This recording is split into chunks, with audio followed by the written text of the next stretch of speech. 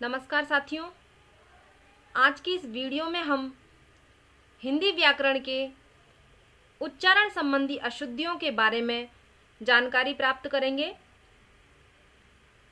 भाषा के अक्षरों को, शब्दों को या वाक्यों को हम जिस प्रकार बोलते हैं वह उनका उच्चारण होता है और भाषा में उच्चारण का बहुत महत्व है। अशुद्ध उच्चारण के कारण वर्तनी की अनेक अशुद्धियां हो जाती हैं, जिससे अर्थ का अनर्थ हो जाता है। तो आज की इस वीडियो में हम स्वर व व्यंजन से संबंधित उच्चारण संबंधी अशुद्धियों के बारे में जानकारी करेंगे।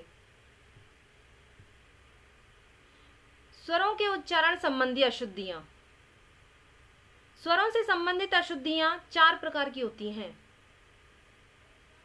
कई बार कुछ लोग ह्रस्व की जगह दीर्घ स्वर और दीर्घ स्वर की जगह ह्रस्व स्वर का उच्चारण करते हैं, जैसे दिन, दीन, समान, सामान, आधि, आधी, कूल, कुल, आदि, आदि, कोर, कौर।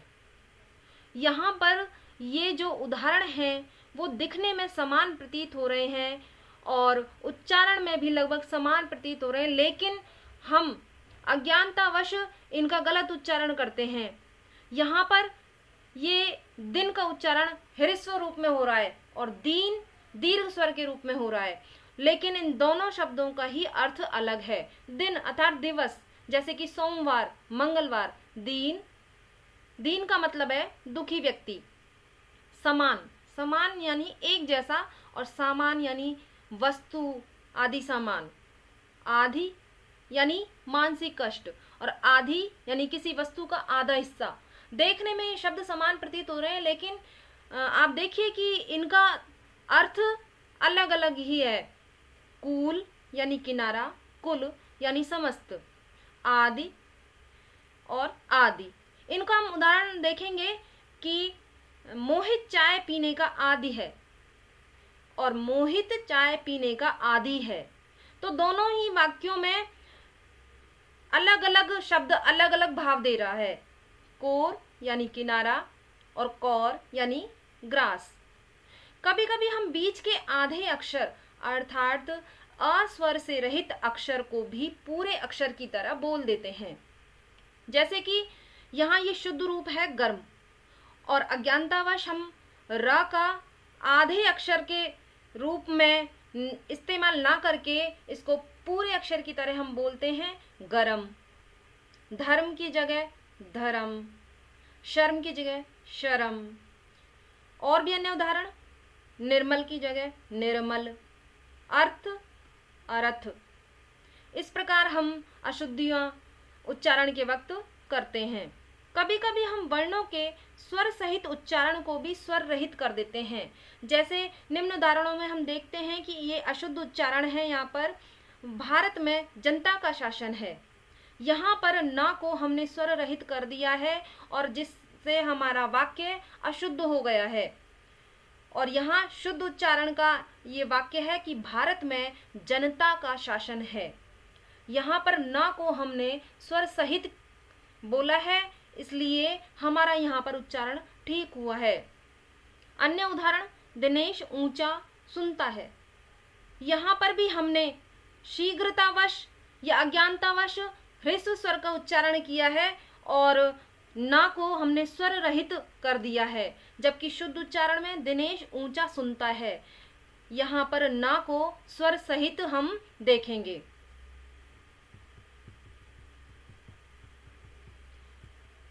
अब हम देखते हैं व्यंजनों के उच्चारण संबंधी अशुद्धियां।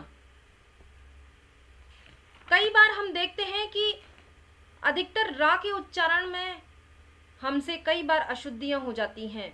तो हम देखते हैं कि र के उच्चारण संबंधी अशुद्धि में यदि र किसी अक्षर के पैर में लगा हो, यानी नीचे की तरफ लगा हो, तो शुद्ध उच्चारण के ये उदाहरण हैं भ्रम, क्रम, प्रण, प्रकाश।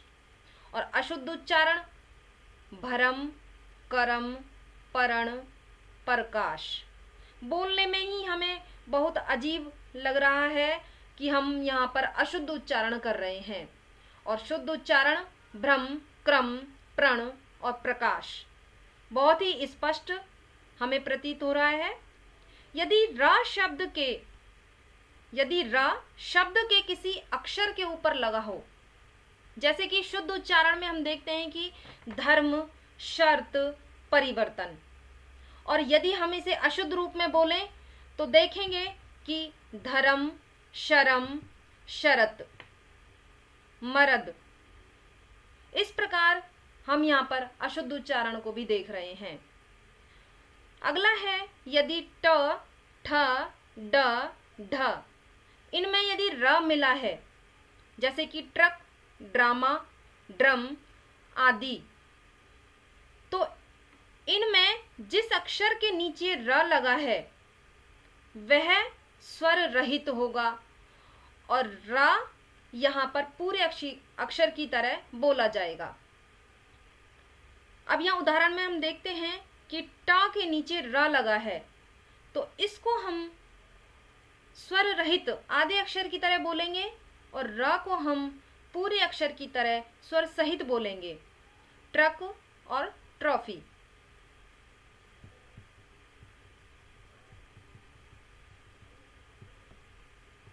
अगला हमारा व्यंजनों के उच्चारण में अशुद्धि संयुक्त व्यंजनों के उच्चारण में होती है। अधिकांशतः हम देखते हैं कि संयुक्त व्यंजन जहाँ जहाँ आए हैं या संयुक्त व्यंजनों का जहाँ पर हम लिख रहे हैं या लिखित रूप में हम देखते हैं तो हम अशुद्धियां कर देते हैं, जैसे कि संज्ञा, और शुद्ध रूप इसका है संज्ञा। अशुद्ध है रक्षा और शुद्ध रूप है रक्षा।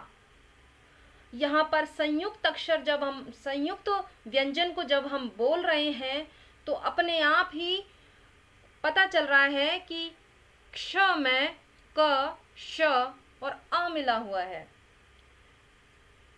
अन्य उदाहरण पत्तर, और शुद्ध रूप है इसका पत्र। चित्तर, अशुद्ध है ये और शुद्ध रूप है इसका चित्र। कक्षा, और इसका शुद्ध रूप है कक्षा। अगला है लक्ष्मण, और इसका शुद्ध रूप है लक्ष्मण। इस प्रकार हम देखेंगे कि संयुक्त व्यंजनों को जब तक हम उनके वर्ण संयोग को हम ना जान लें, जिसका कि हमने पूर्व की वीडियो में हमने चर्चा की है कि संयुक्त अक्षर का निर्माण किस प्रकार हुआ है, तो हम जानेंगे कि हर वर्ण, हर व्यंजन किस रूप में बना हुआ है। व्यंजन के संयोग से वर्ण संयोग बनता है और व्यंजन का स्वर के साथ संयोग होता है, तब भी वर्ण संयोग बनता है। अगला है री का उच्चारण। री का उच्चारण री की भांति किया जाता है। यदि अक्षर के पैर में री की मात्रा इस प्रकार लगी हो तो वह अक्षर इस प्रकार बोला जाएगा जैसे कि उस अक्षर में री की मात्रा ही मिली हुई हो, जैसे कृपा, कृपया, वृक्ष, मृग इत्यादि। हमारा अगला पॉइंट है व्यंजनों के उच्चारण में सबसे अधिक अशुद्धियां समान दिखने वाले व्यंजनों और शब्दों के उच्चारण में होती है। जैसे कि हमने इन्हीं उदाहरणों को हमने स्वर संबंधित अशुद्धियों में देखा, और यहाँ हम इन्हीं उदाहरणों को व्यंजनों के उच्चारण में भी देख रहे हैं कि किस प्रकार हमसे अशुद्धियां होती हैं।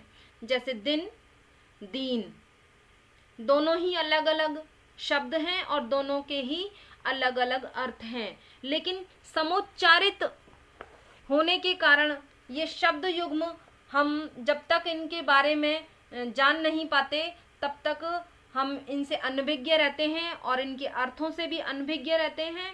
और जब हम इन शब्दों के अर्थों से और वर्तनी से परिचित हो जाते हैं तो हमारा शब्द भंडार भी भर जाता है और इसमें शब्द भंडार में वृद्धि हो जाती है और हम आगे गलतियां भी नहीं करते हैं।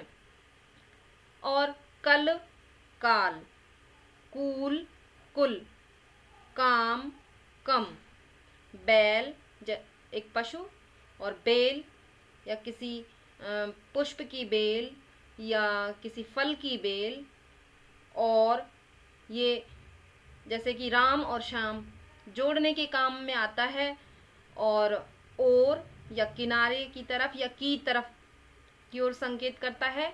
आधी आधी जिसकी हम पहले चर्चा कर चुके हैं, कोर कौर, इति इति का अर्थ समाप्त, और इति प्राकृतिक बाधा।